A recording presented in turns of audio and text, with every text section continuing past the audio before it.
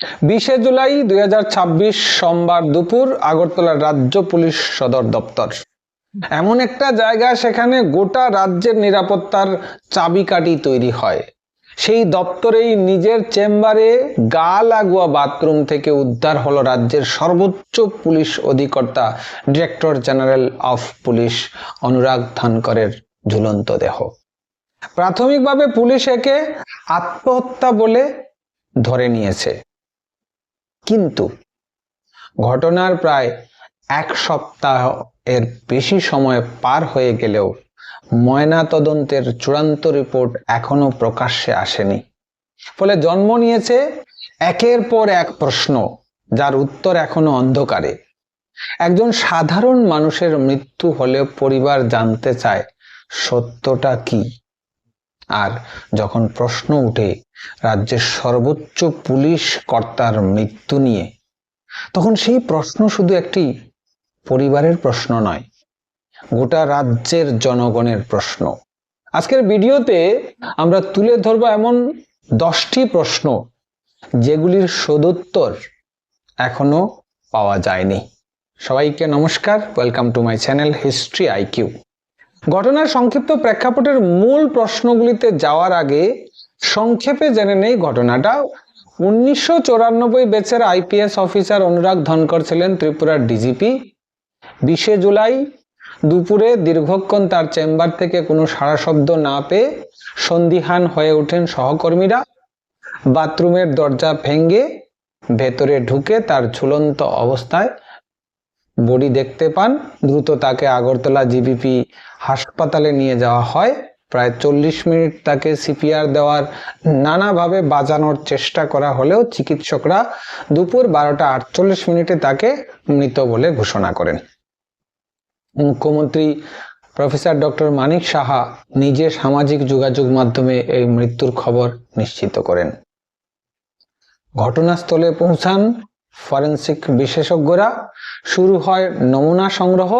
পরে 3 সদস্যের একটি তদন্তকারী দল বা সিট গঠন করে ত্রিপুরা পুলিশ। এখন প্রশ্ন হচ্ছে, এমন অনেক ঘটনা সারা ভারতবর্ষ ব্যাপী ঘটে থাকে, কিন্তু প্রশাসনের একজন সর্বোচ্চ ব্যক্তি, যিনি ত্রিপুরার লক্ষ লক্ষ মানুষের জীবন রক্ষাকারীর ভূমিকা পালন করেন, যে মহানির্দেশক ত্রিপুরার আইনের সর্বোচ্চ সিদ্ধান্ত গ্রহণকারী, ত্রিপুরার প্রত্যেকটা নাগরিক, প্রত্যেকজন ব্যক্তির প্রতিরক্ষা দানকারী, তার যদি এমন অবস্থা হয়, তাহলে সাধারণ মানুষের জীবন রক্ষা কে করবে? অনেকগুলি প্রশ্ন এর মধ্যে উঠে আসে। আবার অনেকে অনেক ধারণাও করে থাকেন তার এই পরিণতির। আমি পরিণতি এই কারণে বলছি, কারণ এখনো বিষয়টা পরিষ্কার নয়, এটা কি হত্যা নাকি আত্মহত্যা, না এর পিছনে মূল রহস্যটা কি। প্রথম প্রশ্ন, ত্রিপুরার ডিজিপির অনুরাগ ধনকরের মৃত্যু।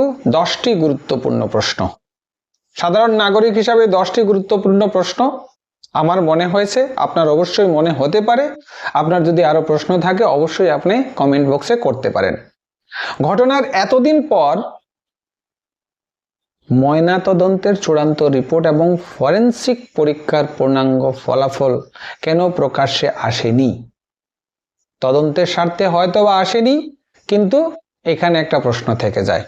দ্বিতীয় প্রশ্ন, বিশেষ তদন্তকারী দল সিট গঠনের পর তদন্ত কত দূর এগিয়েছে? তদন্তের অগ্রগতি সম্পর্কে জনসাধারণকে নিয়মিত জানানো হচ্ছে না কেন? এবং এই তদন্তের জন্য শুধুমাত্র এসপি পর্যায়ে কেন তদন্ত করা হচ্ছে, সর্বোচ্চ পর্যায়ে কেন হচ্ছে না? ঘটনার সম্পূর্ণ টাইমলাইন, অর্থাৎ শেষবার কখন তাকে দেখা গিয়েছিল, কখন যোগাযোগের চেষ্টা করা হয়েছিল এবং কখন তাকে উদ্ধার করা হয়েছিল, তা কি আনুষ্ঠানিকভাবে প্রকাশ করা হবে? তদন্তের ব্যক্তিগত, পেশাগত এবং প্রশাসনিক সব সম্ভাব্য দিক কি সমান গুরুত্ব দিয়ে খতিয়ে দেখা হচ্ছে? এটা হচ্ছে চতুর্থ প্রশ্ন। পঞ্চম প্রশ্ন, ঘটনাস্থল থেকে সংগৃহীত ফরেনসিক নমুনা, সিসিটিভি ফুটেজ এবং অন্যান্য আলামতের বিশ্লেষণ সম্পূর্ণ হলে তার গুরুত্বপূর্ণ তথ্য কি জনসাধারণের সামনে প্রকাশ করা হবে? ষষ্ঠ প্রশ্ন, রাজ্যের সর্বোচ্চ পুলিশ কর্মকর্তার মৃত্যুর তদন্তে স্বচ্ছতা নিশ্চিত করার জন্য কি পর্যাপ্ত স্বাধীন তদারকি রয়েছে? 7 নম্বর প্রশ্ন, এই ঘটনার পর রাজ্য সরকার কি একটি বিস্তারিত সরকারি ব্রিফিং বা সাংবাদিক সম্মেলনের মাধ্যমে জনগণকে তদন্তের অগ্রগতি জানাবে এবং এই তদন্তের জন্য কত সময় লাগতে পারে? 8 নম্বর প্রশ্ন, একজন কর্মরত ডিজিপি আকস্মিক মৃত্যুর পর ভবিষ্যতে এমন ঘটনা প্রতিরোধে প্রশাসন বা পুলিশ বিভাগ কি ধরনের নীতিগত বা প্রশাসনিক পদক্ষেপ বিবেচনা করছে? 9 নম্বর প্রশ্ন, তদন্ত সম্পূর্ণ হওয়ার পর কি একটি পূর্ণাঙ্গ সরকারি রিপোর্ট প্রকাশ করা হবে যাতে গুজবের পরিবর্তে যাচাইকৃত তথ্য জনগণের সামনে আসবে? সর্বশেষ প্রশ্ন, সবচেয়ে গুরুত্বপূর্ণ প্রশ্ন, এই ঘটনার তদন্ত কি এমনভাবে সম্পন্ন হবে যাতে ত্রিপুরার মানুষের মনে থাকা সব যুক্তিসঙ্গত প্রশ্নের বিশ্বাসযোগ্য এবং স্বচ্ছ উত্তর পাওয়া যাবে, নাকি অন্যান্য আরো কয়েকটা ঘটনার মতো এই তদন্ত মানুষের স্মৃতি থেকে বেরিয়ে যাবে? একজন ডিজিপির মৃত্যু, সেটা রাজনৈতিক বা প্রশাসনিক, আপনারা যে কোনো ভাবে নিতে পারেন, কিন্তু একজন সাধারণ মানুষ হিসাবে ভাবতে আপনাকে বাধ্য করবে। যেখানে একজন ডিজিপির মৃত্যু যদি রহস্য থেকে যায়, তাহলে আমি, আপনি বা যে কেউ সুবিচার কি করে পাবেন? তাহলে এই ঘটনার তদন্ত প্রশাসনের প্রতি মানুষের বিশ্বাসযোগ্যতাকে বিশ্বাসযোগ্য অবস্থায় নিয়ে আসবে। আর যদি এই ক্ষেত্রে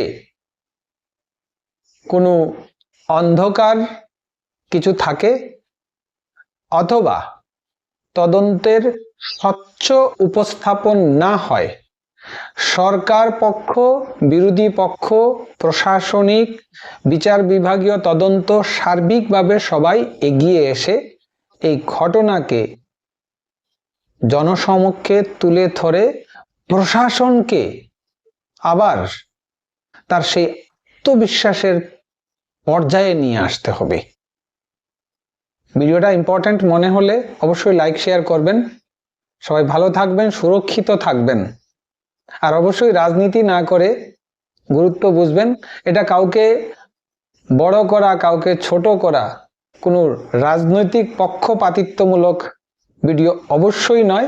একজন সাধারণ মানুষ হিসাবে যে প্রশ্ন জেগেছে, সেই প্রশ্নের উপর এই ভিডিওটা করা। চ্যানেলটা অবশ্যই সাবস্ক্রাইব করতে ভুলবেন না।